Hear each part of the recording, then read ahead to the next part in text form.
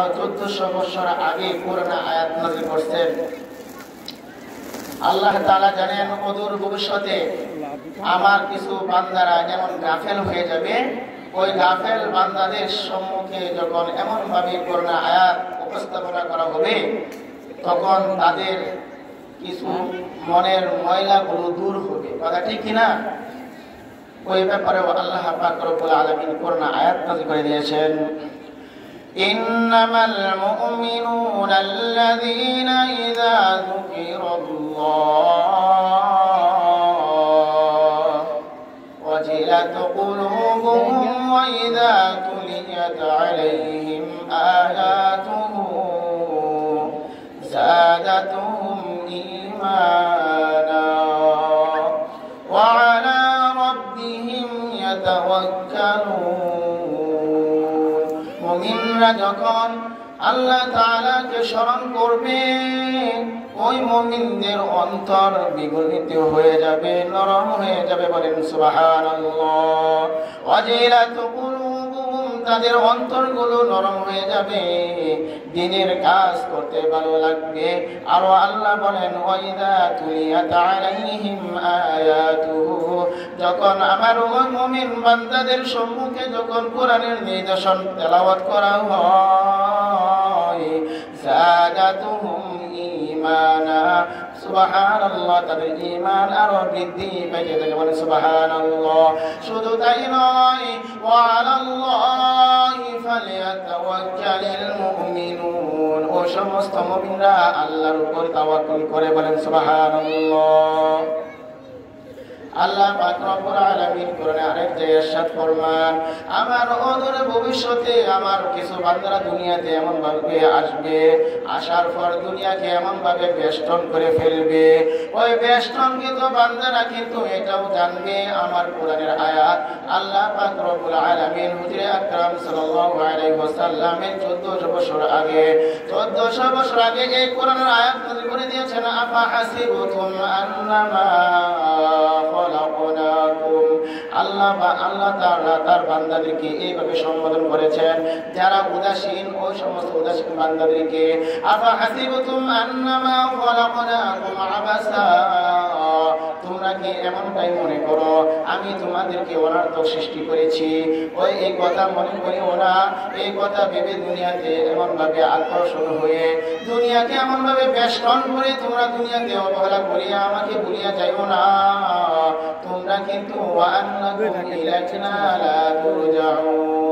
তোমরা যদি এমনটা মনে করো, তারপরেও কিন্তু আমার কাছে আসতে হবে। হবে কিনা? আমরা কিন্তু সকলে একটা ঘটনা জানি।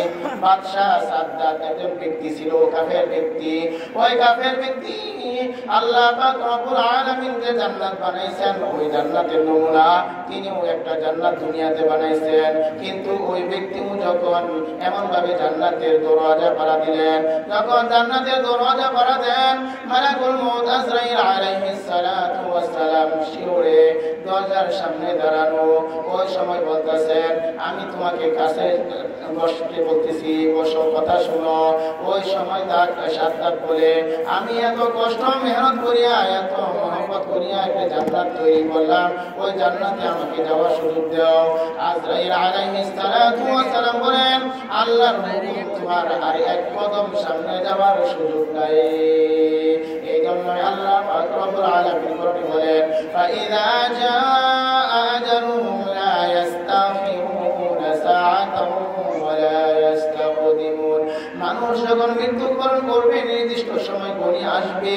ওই ঘনিয়ে আসার সময় এক মুহূর্ত সে অগ্রসর হতে পারবে না, এবং এক মুহূর্ত পিছপাও অগ্রসর যেতে পারবে না। কথা ঠিক কিনা? মানুষ যতই কল্পনা করুক না কেন, আমি এই জিনিসটা কিনবো, ওই জিনিসটা কিনবো, ওই গরুটা কিনবো, এমন ভাবে একটি বিল্ডিং করছি আর একটি বিল্ডিং এর দরকার, যতই চিন্তা ফেলে করুক না কেন, মানুষের যখন মৃত্যু ঘনিয়ে আসবে, তখন কিন্তু সে মৃত্যুবরণ করতে হবে। কিন্তু মৃত্যুবরণ করার পর আমরা কোথায় যাইতেছি চিন্তা করি না? চিন্তা করি কিনা? আল্লাহ রাসূল সাল্লাল্লাহু আলাইহি ওয়াসাল্লাম সাল্লাম বলেন তোমরা মৃত্যুবরণ করে কোথায় যাইবা হুজিবাতিন নার ওয়া হুজিবাতিন নার বিশ-শাহাওয়াত আল কবরু রাওযাতুম মিন রিয়াদিল জান্নাহ আও হুফরাতুম মিন হুফারিম মিনান নার কবরটা তো এমন একটি স্থান হযরত ফাতিমাতুজ জোহরা রাদিয়াল্লাহু তাআলা আনহা যখন মারা গিয়েছিলেন মারা যাওয়ার পর আবু যর গিফারি রাদিয়াল্লাহু তাআলা আনহু কবর পাশে গিয়ে বলেন ও কবর তুমি কি জানো তোমার পেটে কাকে রাখা হয়েছে কবর থেকে কোনো আওয়াজ আসে নাই এমন ভাবে বলা হইতেছে যে তোমার কবর তোমার পেটে এমন একজন ব্যক্তিকে রাখা হইতেছে যার আলী রাদিয়াল্লাহু তাআলা আনহুর স্ত্রী এমন ভাবে দুজাহানের সর্দারের কন্যা এমন ভাবে যখন সম্বোধন করে কবরকে বলে কবর একটি প্রশ্ন আসলো ও আবু যর গিফারি আমি তো একটি কবর আমি দুনিয়া কাউকে চিনি না যদি দুনিয়াতে আমল যদি বানিয়ে আনতে পারে তাহলে তার সাথে আমার সৎ ব্যবহার করেন সুবহানাল্লাহ এই জন্যই আল্লাহ রাসূল সাল্লাল্লাহু আলাইহি ওয়াসাল্লাম বলেন আল কবরু রাওযাতুম মিন রিয়াদিল জান্নাহ আও হুফরাতুম মিন হুফারিম মিনান নার কবরটা কারো জন্য হবে জাহান্নামের গর্ত আবার কারো জন্য হবে জান্নাতের বাগিচা দুনিয়াতে যদি আমরা যদি একটু গরম লাগে তাহলে ফ্যানের ব্যবস্থা করি কিনা ফ্যানের ব্যবস্থা করি যারা বড় লোক তারা কিন্তু এসির ব্যবস্থা করে কিনা করে এমন না সরে এমন কোন মসজিদও আছে যে গরম পানির ব্যবস্থা করে দিয়েছে এমন ভাবে গরমের সময় শীতে ঠান্ডা পানির ব্যবস্থা করে দিয়েছে যারা যত বড় লোক তারা তত বেশি এমন ভাবে ব্যবস্থা করে অনুরূপভাবে আমি যে একটা মানুষ আল্লাহ তাআলা যে একটা মাখলুকাত আল্লাহ তাআলা যে আশরাফুল মাখলুকাত হিসেবে আমাদেরকে আল্লাহ তাআলা বানাইছেন কিন্তু আমাদের কবর সেই সম্মুখে এই কবরের চিন্তা তো আমরা কোনোদিন করি না কিন্তু কবর প্রতিদিন এমন ভাবে মানুষকে সম্বোধন করে বলে ও মানুষ তোমরা কি জানো আমি কবর কিসের ঘর আমি কিন্তু সাপের চোখের ঘর আমি কিন্তু পোকামাকড়ের ঘর এমন ভাবে সম্বোধন করে কিন্তু কবর মানুষকে সম্বোধন করে কিন্তু মানুষ তো শোনে না মানুষকে এভাবে সম্বোধন করে বলে যখন জোহরের নামাজ হয় জোহরের নামাজ পড়া থেকে আসরের নামাজ পর্যন্ত সম্বোধন করতে থাকে আসর থেকে মাগরিব পর্যন্ত মাগরিব থেকে এশা পর্যন্ত এশা থেকে ফজর পর্যন্ত কিন্তু আল্লাহর বান্দারা কিন্তু আমরা শুনি না আমরা যদি এমন ভাবে আল্লাহ তাআলা নাফরমানি করতে করতে যদি দুনিয়াতে বিদায় নেই আল্লাহ তাআলা সেটাকে সুযোগ দিয়েছেন আর যদি আল্লাহ তাআলা যদি আমরা আল্লাহর হুকুম মানি নবীর মতো চলি সেটারও আমাদের শক্তি আছে কিনা বলেন আছে কিনা আমরা যদি আল্লাহ নামাজ আল্লাহর হুকুম বিধান মতো চলি সেটাও আল্লাহ তাআলা সুযোগ দিয়ে রাখছেন আর যদি আমরা নাফরমানি করি সেটাও আল্লাহ তাআলা সুযোগ দিয়ে রাখছেন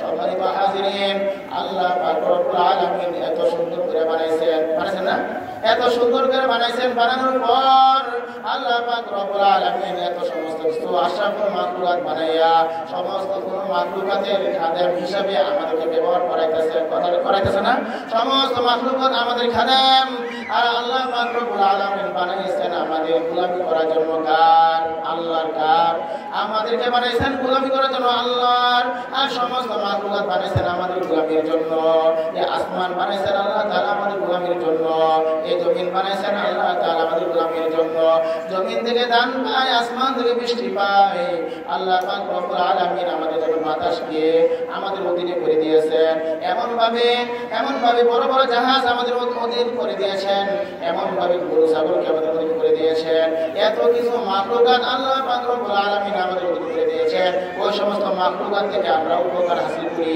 অথচ আল্লাহ বলেন ওয়া মা খালাকাতুল জিন্না ওয়াল ইনসা ইল্লা লিয়াবুদুন আমি আল্লাহ তোমাদেরকে বানাইলাম এবং জিন জাতি বানাইলাম আমার ইবাদতের জন্য কিন্তু আল্লাহর ইবাদত পাই না অথচ আমরা কিন্তু যেগুলো মাখলুকাত বানাইছেন ওইগুলোর কিন্তু আমরা গোলামি করতেছি কিনা বলেন অথচ আল্লাহ বলেন আসমান কার জমিন কার আল্লাহ পাক রব্বুল আলামিন বলেন কোরআনে ওয়ালিল্লাহি মা ফিস সামাওয়াতি ওয়া মা ফিল আরদি আল্লাহ তাআলা বলতেছেন ও বান্দারা বলো আসমানটা কার লিল্লাহ আল্লাহর জমিনটা কার আল্লাহ এই জমিন সাতবক আসমান একদিন কিন্তু ছিল না সব ছিল আল্লাহ পাক রব্বুল আলামিন এই দুনিয়াটা বানাইছেন বানানোর পর এই দুনিয়াটা কিন্তু একদিন থাকবে না এই জমিন করতেছে এই বাড়িটা করতেছি, গাড়ি করতেছি, অথচ এই দুনিয়ার মুসিবতের কারণে আল্লাহ রাসূল সাল্লাল্লাহু আলাইহি ওয়াসাল্লাম আরেকটা হাদিসে ইরশাদ ফরমান,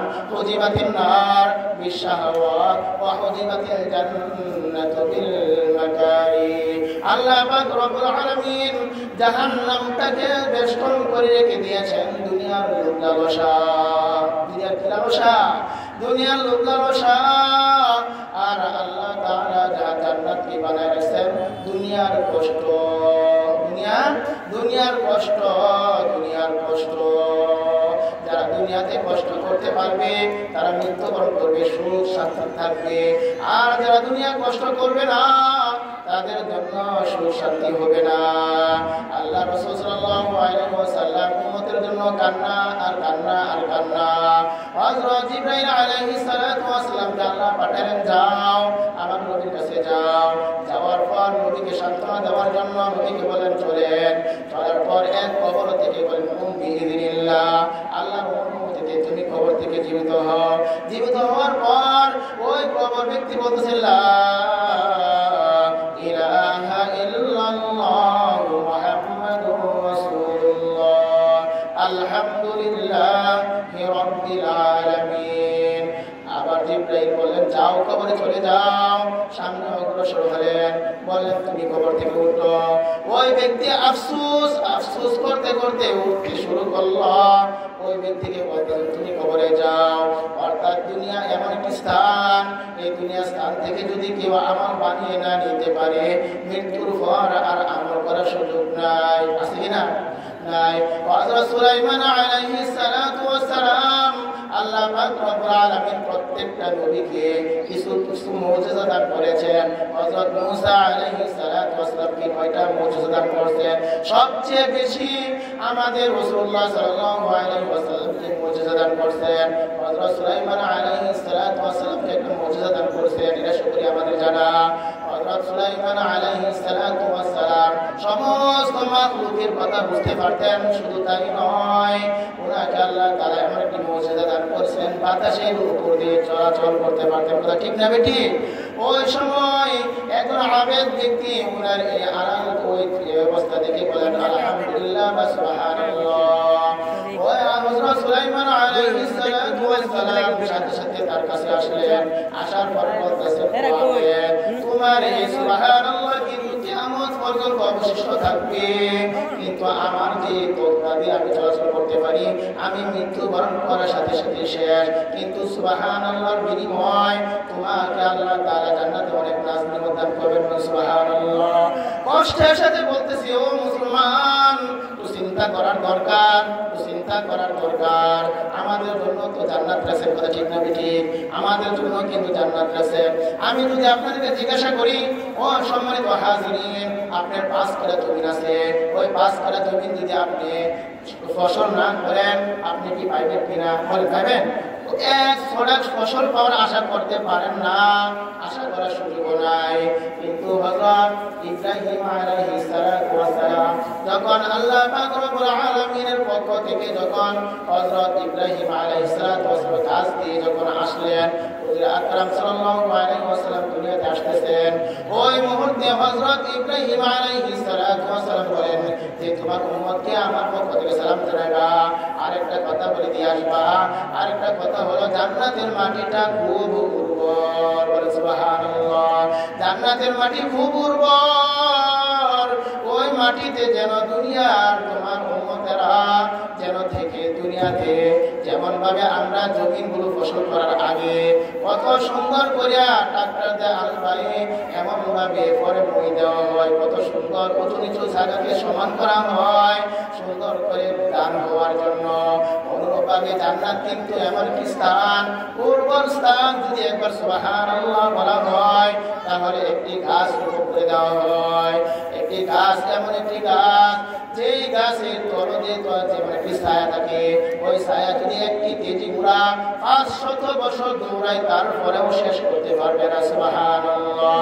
শুধু তাই নয়, নবী আকরাম সাল্লাল্লাহু আলাইহি ওয়াসাল্লাম ইরশাদ ফরমান যখন কোন ব্যক্তিকে জাহান্নামী ব্যক্তিকে আল্লাহ পাক রব্বুল আলামিন জান্নাত দান করবেন, ওই জান্নাতটা এমন একটি বড় মুসলিম শরীফের হাদিসে আল্লাহ রাসূল সাল্লাল্লাহু আলাইহি ওয়াসাল্লাম হাদিসটা নিয়ে আসছেন যে তাকে সারাটি পৃথিবী একত্র করে যদি তার সাথে আরো 10টা পৃথিবী যদি একত্র করা হয় তাহলে ওই জাহান্নামী ব্যক্তিকে যখন জান্নাত দিবেন তারপরে তাকে এত বড় একটা জান্নাত দেওয়া হবে। সুবহানাল্লাহ।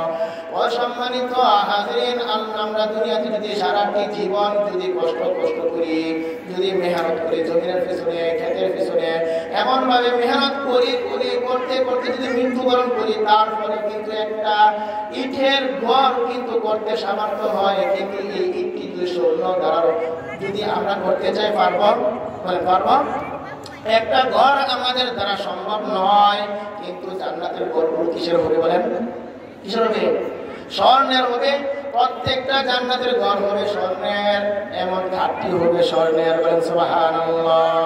এত সুন্দর নাজ নেমত আমাদের জন্য আল্লাহ বানাইছেন, কিন্তু কার জন্য সেটা বুঝতে হবে। কার জন্য বলেন? আল্লাহ কোরআনে নিজেই বলে দিয়েছেন, ইন্নাল্লাযীনা আমানু ওয়া আমিলুস সালিহাত। শর্ত লাগাইছেন, শর্তটা কি? ইন্নাল্লাযীনা আমানু, যখন তোমরা ঈমান আনবা, তাহলে বোঝা যায় এই আয়াত থেকে যারা মুসলমান তাদের জন্য বলতেছেন। কাদের জন্য? যারা মুসলমান। বুঝতে হবে যে ইন্নাল্লাযীনা আমানু ওয়া আমিলুস সালিহাত, যারা ঈমান এনেছো তাদের একটা প্রথম কাজ হবে আমিলুস সালিহাত, সৎ কাজ। কি কাজ? সৎ কাজ বলতে আমরা কি বুঝি? সমস্ত আল্লাহ তাআলার বিধান সৎ কাজের মধ্যে আওতাভুক্ত। কথা ঠিক না ঠিক বলেন?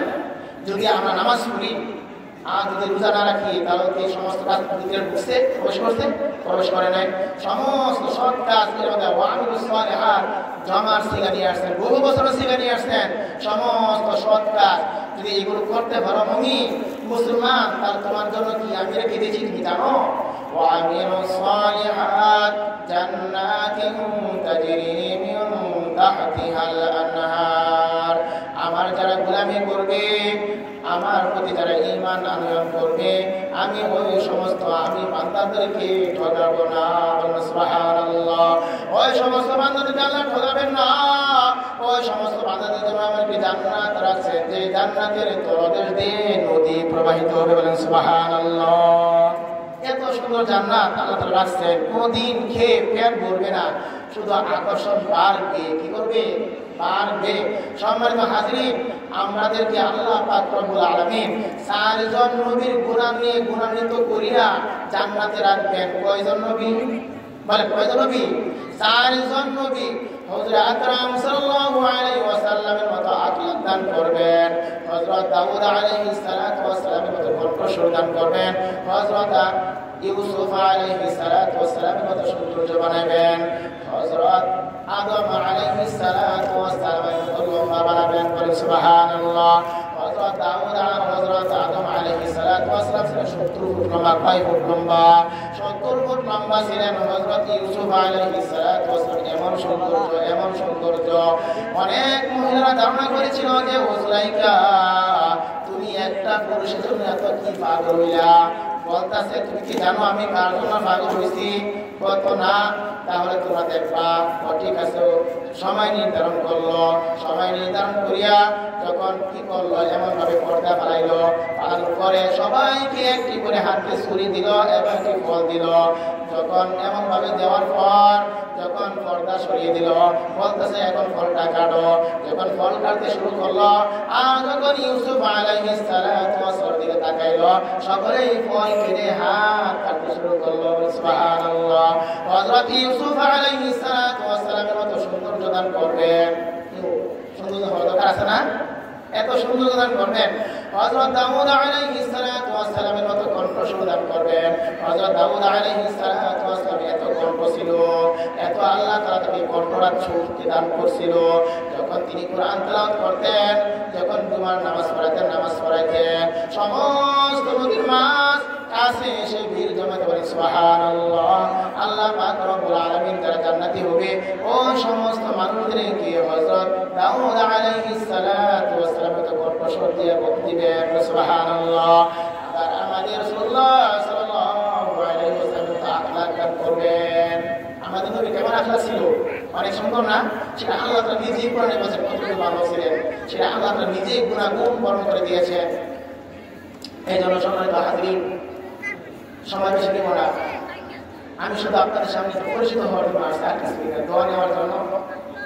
এই জন্য বর্তমানে পরিস্থিতি, মানুষ এত অবহেলা, কত অবহেলা, মানুষ চিন্তাও করে না, মানুষ চিন্তাও করে না।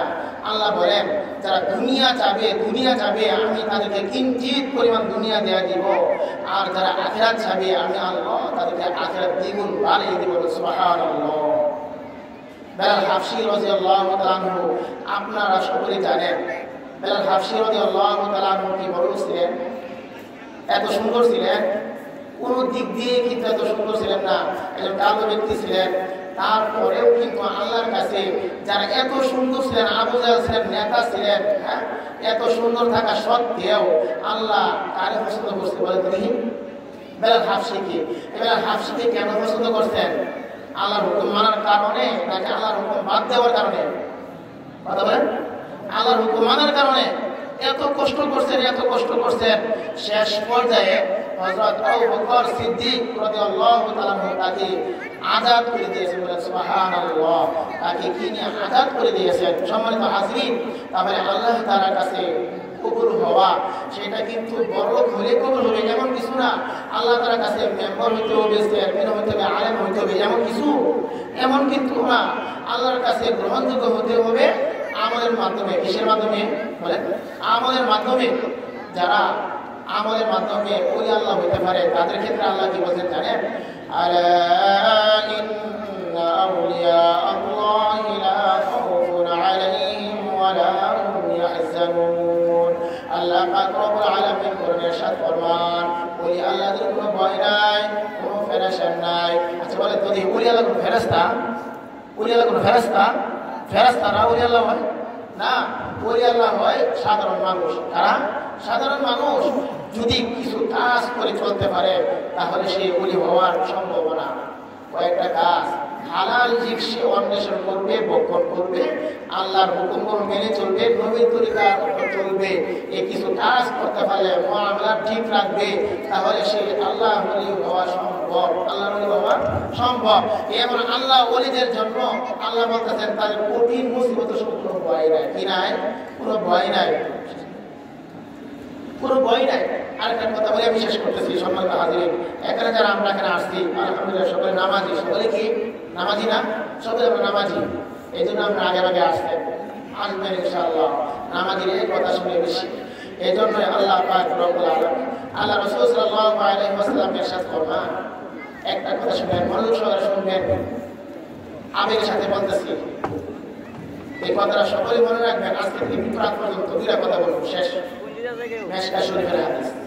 আল্লাহ রাসূল সাল্লাল্লাহু আলাইহি ওয়াসাল্লাম বলতেছেন সাহাবীদেরকে একত্র তখন গিয়ে বলতেছেন, ও সাহাবীরা, আল্লাহ পাক রব্বুল আলামিন যাদেরকে জান্নাত দিবেন তাদেরকে জান্নাত দিয়েছেন। তাদেরকে কি করছেন বলেন? জান্নাত দিয়েছেন। তাদেরকে তকদিরে জান্নাত নির্গত হয়ে গেছে। যখন এই কথা বলছেন তখন সাহাবীদের থেকে একটা প্রশ্ন আসলো যে ও আল্লাহর রাসূল, তাহলে তো এমন যদি হয় তাহলে তো কোনো আমল করার প্রয়োজন হয় না। কি করে না? আমল করার প্রয়োজন হয় না। তখন আল্লাহ রাসূল সাল্লাল্লাহু আলাইহি ওয়াসাল্লাম এই কথার জবাব এইভাবে দিয়েছেন যে না, আল্লাহ পাক রব্বুল আলামিন তাদেরকে দুনিয়াতে এমন ভাবে আমল করার তৌফিক দান করেছেন, কাল কিয়ামতের ময়দানে ওই সমস্ত বান্দাদেরকে আল্লাহ তাআলা অনুগ্রহ করে জান্নাত দিয়ে দিবেন। সুবহানাল্লাহ। সম্মানিত হাজিরিন, এই জন্য নামাজের অনেক দাম, আল্লাহর হুকুম যারা মানে তাদের অনেক দাম। আপনার বলেন তো, যারা বিবাহ সাথে করতে আসে ওই সময়, যারা বিবাহ সময় 100, 200, 300, 10, 20 এইভাবে মানুষে খানা খায়, তার বিনিময়ে কার বদলতে ঠিক না? যে বিবাহ করতে আসে কোনো ঘটনা কোনো যদি ঝগড়া লেগে যায় তাহলে কি মাটির করে খানা খেতে পারবে? মানে খানা খেতে পারবে না, পশ্চিম কারো সম্ভব না। যদি বর এবং বরের সাথে যদি তারা বিবাহ দিতে পারে সুন্দর করে এরকম ঝগড়া না হয়, তাহলে যারা আসছে তারা কিন্তু এই উচিত বিবাহ যাইতে পারে। কথা ঠিক না? অনুরূপ ভাবে সমাজ হাজির যে আল্লাহওয়ালাদের জন্য কিন্তু দুনিয়া, কাদের জন্য দুনিয়া? আল্লাহওয়ালাদের জন্য দুনিয়া। কথা ঠিক না? যে আমাদের জন্য আল্লাহ তাআলা দুনিয়া রাখছেন। যারা নামাজি, আল্লাহর হুকুম মানবে, এমন ভাবে নবীর তরিকা মতো চলবে, আল্লাহ বলনেওয়ালা থাকবে, কতদিন পর্যন্ত আল্লাহ তাআলা দুনিয়া রাখবেন। এই জন্য নামাজিরা আল্লাহ তাআলার কাছে দামি, সবার কাছেও দামি। আল্লাহ তাআলা আমাদেরকে পাঁচ ওয়াক্ত নামাজ, যে কথাগুলো বললাম, যে দুটা কথাগুলো বললাম, আল্লাহ তাআলা সর্বপ্রথম আমাকে এই কথার উপর আমল করার মতো তৌফিক দান করুন। আপনারাও যারা শুনছেন, এমনকি মাইকের আওয়াজ যত দূরে গিয়েছে অনেকে শুনছেন, আমি সকলকে বলতে জি, আপনারা সকলেই ইনশাআল্লাহ এই দুনিয়াতে আমরা একসঙ্গে ছিলাম না, এখন হয়তো বা আসি, এক কাছে বসে আছি, এখনো হইতে পারে এই আমার শ্বাস বের হয়েছে আর যাবে না, আমি মৃত্যু এতেকাল। এই জন্য আমার কিন্তু এত বাহাদুরি করার সুযোগ নাই, এত গুনাহ করার সুযোগ নাই। অর্থাৎ আল্লাহকে চিন্তা যদি আমি দুনিয়া থেকে কবরে যাইতে পারি, তাহলে কিন্তু আমার জন্য শান্তি আর শান্তি। আর যদি আল্লাহ নাফরমানি করি, তাহলে এই কবরে ঢুকলে পরে কিন্তু আর বাহাদুরি থাকবে না, বাহাদুরি থাকবে না। এই জন্য হুঁশিয়ার, সাবধান।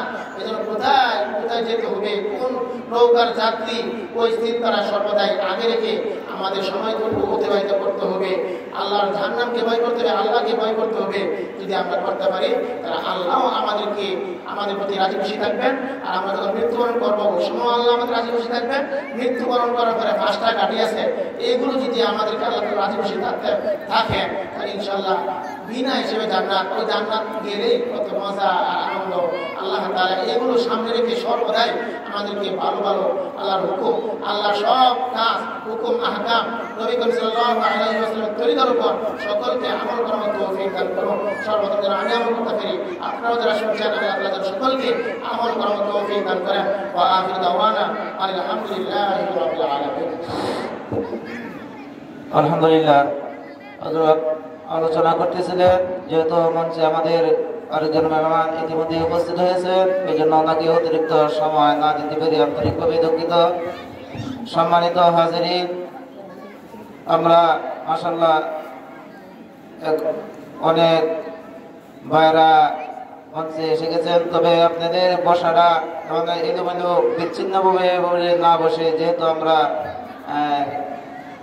তবলিগি মানুষ, বসার কিছু সিস্টেম আছে। জমি বসলে আলিমের মজলিসে জমি বসাটাই ঠিক সবচেয়ে উত্তম এবং এটা একটা সুন্নত। আমরা প্রত্যেকটি ক্ষেত্রে ওয়াজ শোনার ক্ষেত্রে বা পারিবারিক ক্ষেত্রে, সকল ক্ষেত্রে যদি আমরা হুজুর সাল্লাল্লাহু আলাইহি ওয়াসাল্লামের সুন্নত অনুসরণ করি, এই কাজের মধ্যে আমাদের কি সফলতা অনিবার্য ইনশাআল্লাহ। আল্লাহ তাআলা সকলকে তৌফিক দান করেন, আমরা যেন প্রতিটি জায়গায় প্রতিটি মুহূর্তে আমরা আল্লাহ রাসূলের আদর্শকে সম্মুখে রেখে আমরা চলতে পারি। সকলে বলেন আমিন। এ পর্যায়ে আপনাদের সম্মুখে কোরআন ও হাদিস থেকে বয়ান নিয়ে আসছেন হাফেজ হযরত মাওলানা মোহাম্মদ সোহাগ হোসেন সাহেব হালুয়াঘাট। হযরতকে কোরআন ও হাদিসের দৃষ্টিতে আলোচনা পেশ করার জন্য আহলে সবার পক্ষ থেকে সবিনয়ভাবে আহ্বান করা হলো।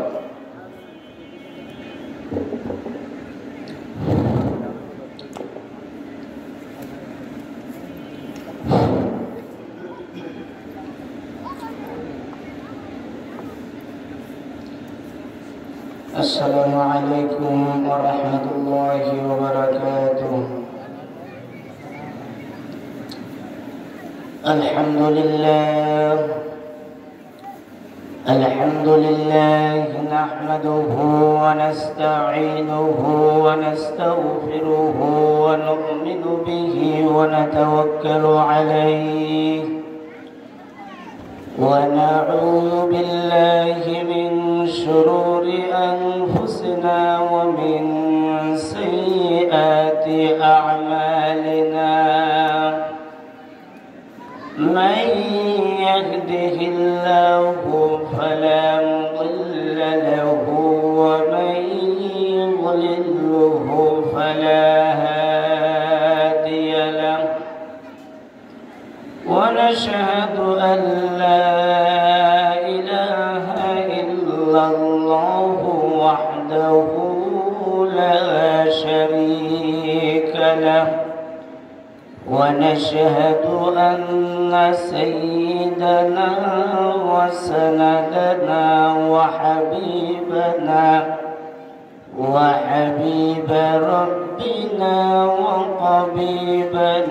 وطبيب قلوبنا ومولانا محمدا عبده ورسوله الذي أرسل إلى الناس كافة بشيرا ونذيرا وداعيا إلى الله بإذنه وسراجا منيرا أما بعد فأعوذ بالله من الشيطان الرجيم بسم الله الرحمن الرحيم يا أيها الذين آمنوا اتقوا الله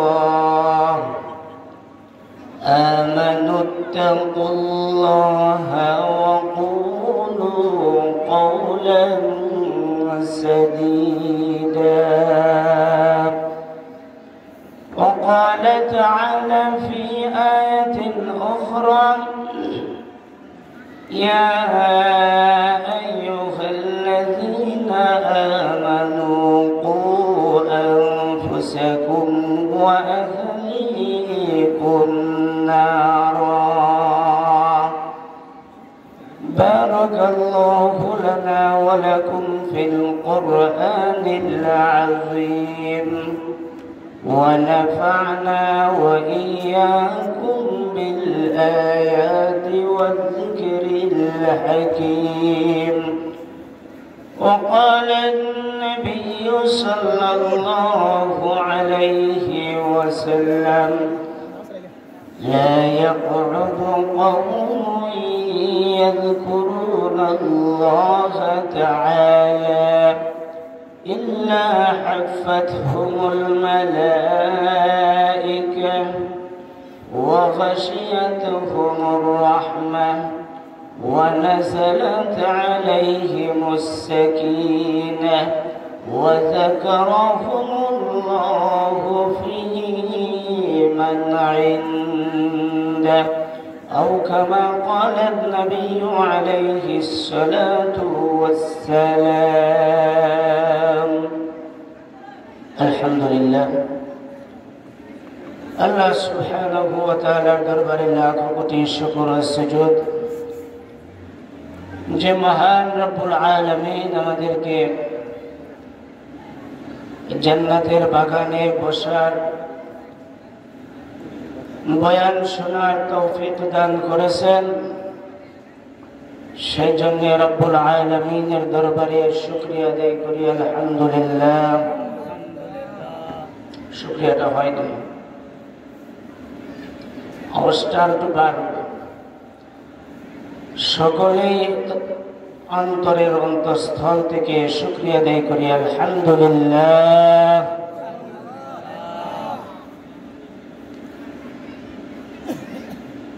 সম্মানিত উপস্থিতি শুকরিয়া এমন একটি বিষয় যে বান্দা যখন আল্লাহ তাআলার শুকরিয়া আদায় করে আল্লাহ তাআলা বান্দার শুকরিয়ার নিয়ামত বাড়ায় দেন সুবহানাল্লাহ নবী মূসা পয়গম্বর মূসা আলাইহিস সালাম যখন আল্লাহ তাআলার সাথে সাক্ষাতের জন্য তুর পাহাড়ে যাইতেছিলেন তুর পাহাড়ে যাওয়ার পথে কিছু সংখ্যক হাঁস ছিলেন না আপনারা কিছু সংখ্যক হাঁস এরকম মূসা নবীর সাথে সাক্ষাৎ হইল হাঁসগুলো নবী মূসা আলাইহিস সালামকে বলতেছে যে আল্লাহর পয়গম্বর, আপনি তো আল্লাহ তাআলার কাছে যাইতেছেন দেখা করার জন্য, আল্লাহ তাআলার সাথে কথা বলার জন্য যাইতেছেন, তো আল্লাহ তাআলাকে জিজ্ঞেস করবেন এই যে প্রখর রৌদ্র চলতেছে, আল্লাহ তাআলা তার রহমতের বৃষ্টি বর্ষণ করতেছেন না, কবে বৃষ্টি দিবেন সেই কথাটা জিজ্ঞেস করেন।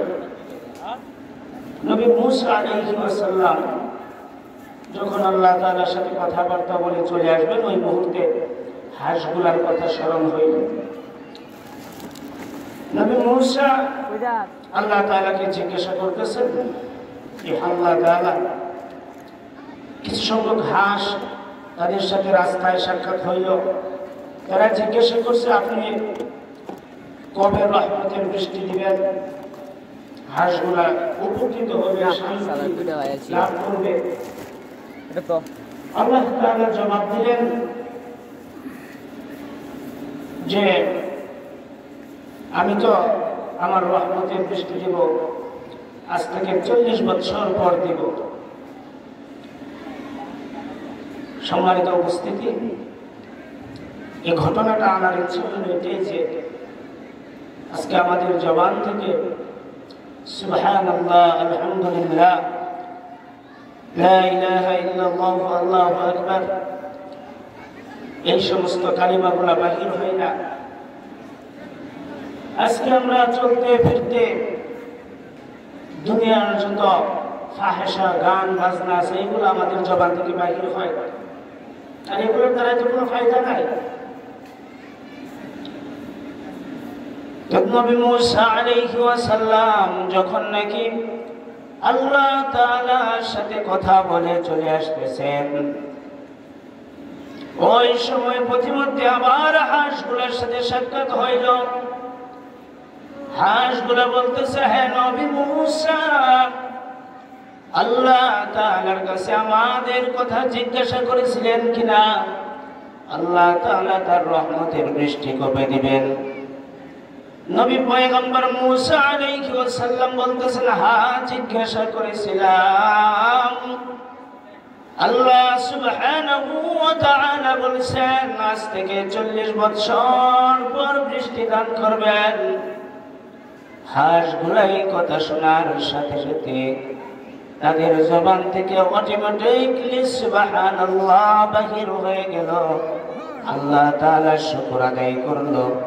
আল্লাহ তাআলা হাঁসগুলোর শুকরিয়ার সাথে সাথে বৃষ্টি বর্ষণ করতে লাগলেন। নবী মূসা আলাইহিস সালাম ছিলেন রাগী নবী, উনি আল্লাহ তাআলার দরবারে মুরাকাবায় পড়ে গেলেন। আল্লাহ, আপনি তো কখনো মিথ্যা কথা বলেন না, আমার সাথে কি বলছেন আর এখন কি করতেছেন আমি বুঝতেছি না। আল্লাহ তাআলার পক্ষ থেকে জবাব আসলো, হে নবী মূসা, শুনো, তুমি যখন নাকি হাঁসগুলার কাছে সংবাদ পৌঁছাইলা যে আজ থেকে 40 বছর পর আমি বৃষ্টি দেব, হাঁসগুলা এই কথা শোনার সাথে সাথে যে শুকরিয়াটা আদায় করেছে সেই শুকরিয়াটা আমি রব্বুল আলামিনের কাছে যে এত পছন্দ হয়েছে, এত কবুলিয়ত হয়েছে, এত মকবুলিয়ত হয়েছে, আমি আল্লাহ তাআলা আর দেরি করতে পারি নাই। 40 বছর পরের বৃষ্টি 40 মাস নয়, 40 দিন নয়, 40 ঘন্টা নয়, 40 সেকেন্ডের ভিতরে আমি আল্লাহ তাআলা বৃষ্টি দান করে দিলাম। সুবহানাল্লাহ। সম্মানিত উপস্থিতি, সুবহানাল্লাহর দাম আছে না? সুবহানাল্লাহর দাম আছে। আমার আগে যিনি বয়ান করতেছিলেন অত্যন্ত সুন্দর বয়ান করতেছিলেন, সময় স্বল্পতার কারণে কথা দীর্ঘায়িত করতে পারেন নাই। তিনি এই সমস্ত আমলগুলোর কথাই বলতেছিলেন।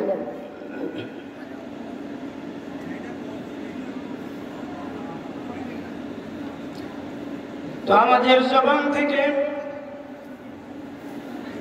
দুনিয়ার ফাহিশা গান বাজনাগুলা বাহির না করি আমরা যদি চলতে ফিরতে উঠতে বসতে শুধু আল্লাহ পাকের জিকির করতে পারি সুবহানাল্লাহ সুবহানাল্লাহ সুবহানাল্লাহ আলহামদুলিল্লাহ আলহামদুলিল্লাহ আলহামদুলিল্লাহ লা ইলাহা ইল্লাল্লাহু আল্লাহু আকবার।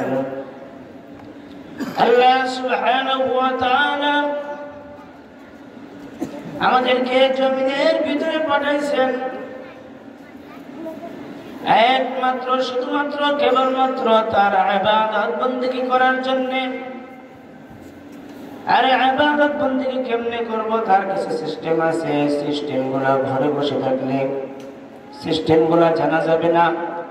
আজকের যে এই বিল্লুরা হাফিজিয়া মাদ্রাসার ময়দানে যে মাহফিলের আয়োজন করা হয়েছে, এখানে দূর দূরান্ত থেকে আলেম ওলামারা আসবেন, কোরআন হাদিস থেকে কথাবার্তা বলবেন।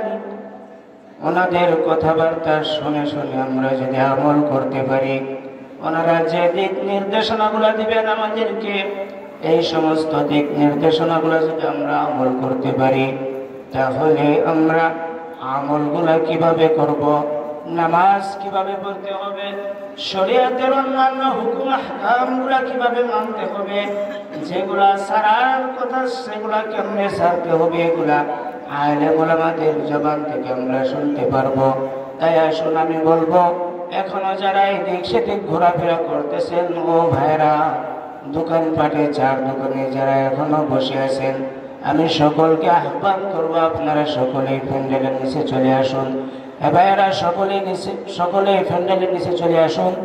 কারণ আল্লাহর রাসূল সাল্লাল্লাহু আলাইহি ওয়াসাল্লাম ফরমান, লা ইয়াকউদু কওমুন ইয়াযকুরুনাল্লাহা তাআলা ইল্লা হাফাতুহুমুল মালায়েকা وغشيتهم الرحمة ونزلت عليهم السكينة وذكرهم الله في من عنده। আমরা আল্লাহ রাসূলের হাদিস থেকে জিনিসটাই পাইলাম যে আল্লাহর রাসূল সাল্লাল্লাহু আলাইহি ওয়াসাল্লাম ফরমান, এই যে মাহফিলটা জমা হয়েছে, আমরা যে এখানে বসতে পেরেছি, এটা কত ভাগ্যবান আমরা। এটা আজকে বেল্লুরার মাঠের মাদ্রাসার মাঠ নয় নাই, রাসূল কারীম সাল্লাল্লাহু আলাইহি ওয়াসাল্লামের কথা অনুযায়ী এটা আজকে জান্নাতের বাগানে পরিণত হয়ে গেছে। সুবহানাল্লাহ। এই যুবক ভাইয়েরা, আমি তোমাদেরকে এখনো বলতেছি, চলে আসো, এদিক সেদিক ঘোরাফেরা না করে চলে আসো, ময়দানে চলে আসো। আলেম ওলামারা আসবেন, এখানে কোরআন হাদিস দিয়া বয়ান করবেন, তাদের কথাবার্তা শুনে আমল করার চেষ্টা করো। হে ভাই, জীবনে কত গুনাহ করেছো চিন্তা করে দেখো, জীবনে কত মানুষকে কাঁদিয়েছো চিন্তা করে দেখো, জীবনে কত অন্যায় কাজ করেছো চিন্তা করে দেখো, জীবনে কত গজবের মোবাইল নিয়ে কত আকাম করেছো, কত গুনাহ করেছো চিন্তা করে দেখো। আর চিন্তা করতে করতে এই মাহফিলের প্যান্ডেলের নিচে চলে আসো, আলেম ওলামাদের কথাবার্তা শুনে জীবনের তওবা করে নাও। হয়তো এই মাহফিলকে যদি আল্লাহ পাক রব্বুল আলামিন কবুল করে নেন, তোমার আমার জন্য নাজাতের ব্যবস্থা হয়ে যাবে। সুবহানাল্লাহ। এই যুবক ভাই, তুমি বলবা, হুজুর মাইকের আওয়াজ তো দূর থেকে শোনা যাইতেছে। আমি বলবো, হে যুবক, তুমি জানো না, মুরগি যখন বাচ্চা হয়, মুরগি যখন ডিমে তা দেয়, মুরগির বাইরে যে সমস্ত ডিমগুলা থাকে, সেই সমস্ত ডিমগুলা থেকে বাচ্চা ফুটে না। মুরগির তার ভিতরে যে সমস্ত ডিমগুলা থাকে, সেই সমস্ত ডিমগুলার থেকে শুধু বাচ্চা ফুটে। অতএব আমি বলবো, তুমি হয়তো বলবা দূর থেকে আওয়াজ শুনতেছ, আওয়াজ পাইতেছ, না না, দূর থেকে আওয়াজ শুনতে হবে না। আলহামদুলিল্লাহ, আমাদের ওলামায়ে কেরাম আমরা যারা বিভিন্ন জেলা থেকে শহর থেকে দাওয়াত করছি, ইনশাআল্লাহ আমাদের আজকের সবার প্রধান অতিথি, বিশেষ অতিথি সকলে ইনশাআল্লাহ এসে গেছেন। সকলে বলি আলহামদুলিল্লাহ। এই জন্য এই মাইকের সাউন্ড যে পর্যন্ত যাইতেছে আমরা এই সময়টাকে অবহেলায় নষ্ট না করে অতি তাড়াতাড়ি প্যান্ডেলের নিচে জমে বসে যাই। আমাদের দাওয়াতি মেহমানগণ এসে গেছেন, ওনারা আপনাদের উদ্দেশ্যে অত্যন্ত গুরুত্বপূর্ণ বয়ান পেশ করবেন। সুতরাং এই বিশেষ সময়টা যদি আমরা অযথায় নষ্ট করি, সকলে ইনশাআল্লাহ আমাদের মঞ্চে এসে যান। আমাদের উলামায়ে কেরামগণ ইতিমধ্যে আমাদের সভা তাশরীফ এনে গেছেন, সকলেই করোনায় বলি আলহামদুলিল্লাহ।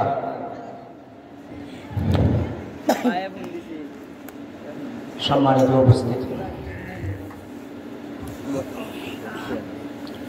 আমি বলতেছিলাম আমাদের হযরত উলামায়ে কেরামরা চলে আসছেন, অতএব আমরা এদিক সেদিক ঘোরাফেরা না করে অযথা দোকানপাটে আড্ডা না মেরে প্যান্ডেলের নিচে চলে আসি। হয়তোবা এর উসিলা করে কাল কিয়ামতের কঠিন ময়দানে আল্লাহ সুবহানাহু ওয়া তাআলা আমাদেরকে নাজাতের ব্যবস্থা করে দিবেন, আল্লাহুম্মা আমিন। বলতেছিলাম ওয়াজ তো বাহির থেকেও শোনা যায়, কিন্তু এখানে এসে বৈশা আলেম উলামাদের চেহারার দিকে তাকাইয়া এরকম কথাবার্তাগুলো শুনলে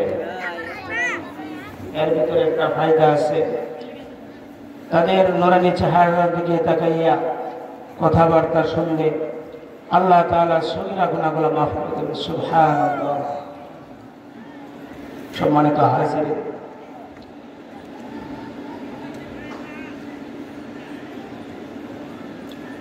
তো আল্লাহ পাক রব্বুল আলামিন তার কালামে ভাগিয়ে বলতেছেন, ইয়া আইয়ুহাল্লাযীনা আমানু তাকুল্লাহা ওয়া কুলু কওলান সাদীদা। আল্লাহ সুবহানাহু ওয়া তাআলা কালামে ভাগিয়ে ঘোষণা করতেছেন যে হে ঈমানদারেরা, তোমরা আমার সত্যবাদীদের সাথে বন্ধু হয়ে যাও, সত্যবাদীদের বন্ধু হয়ে যাও।